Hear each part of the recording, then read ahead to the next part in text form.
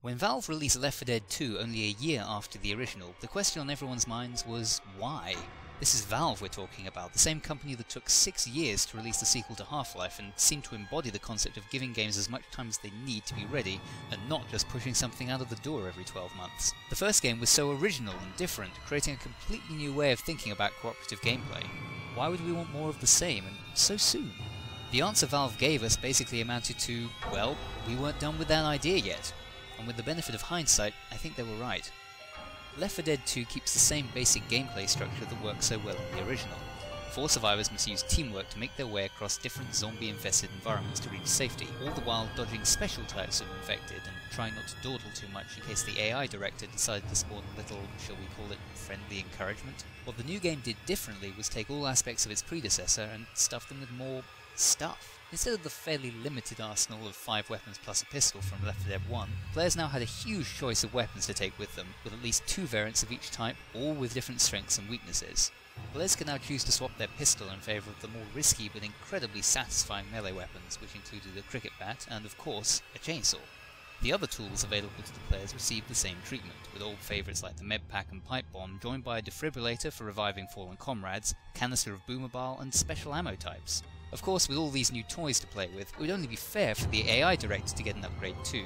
For players of the original game, the first time you see 2 tanks charging towards you, or realise that that witch is totally moving around, is a harrowing experience requiring a complete rethink of tried and true tactics. New types of special infected were introduced that seemed to specifically disrupt how the first game was played. The Charger, for example, could decimate a party in a narrow hallway, and the Jockey meant that players could not only get trapped and have to be rescued, but actively moved away from the party and into the path of yet more trouble.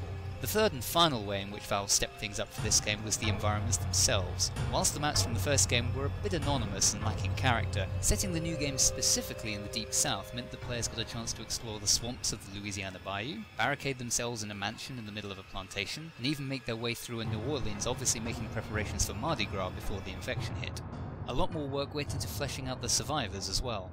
Having a proper narrative connection between the different campaigns and hearing the dialogue of Coach, Rochelle, Nick and Ellis when encountering the various sites along the way made everything feel a bit more real, and also meant that each time you played the same maps you could expect to hear something different. I'll never forget the time I discovered that Coach would actually start singing Midnight Riders songs when stood in front of the microphone during the setup for the finale of the theme park. The changes weren't just cosmetic, the new environments each featured their own types of uncommon infected. Clown zombies whose squeaky shoes would attract other enemies, construction workers whose ear defenders meant they couldn't hear pipe bombs, and riot police who were just more resistant to gunfire. The crescendo moments now no longer always required the players to hunker down and survive whilst waiting for something to happen. The new game would often require players to sprint across open ground or split up in order to gather gas cans to power a generator, making it a lot harder but all the more important to work as a team. Adding to this chaos was the AI director's new ability to actually change the shape of certain parts of the levels, meaning that players really had to stay on their toes if they all wanted to make it to the next safe house. What this all boils down to is that with all these variables in play at once, it's nigh on impossible to have one campaign of Left 4 Dead 2 play out the same way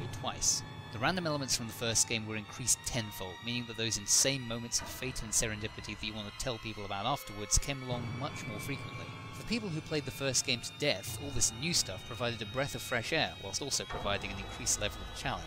For people who didn't, the lower difficulty levels remained approachable, plus all the maps from the first game were ported over to this one, meaning that there's just so much stuff to see and do if you pick it up now. I've talked in the past about how I don't think that sequels are always a bad thing, and Left 4 Dead 2 is a classic example of how sometimes it takes a second game to really perfect a good idea.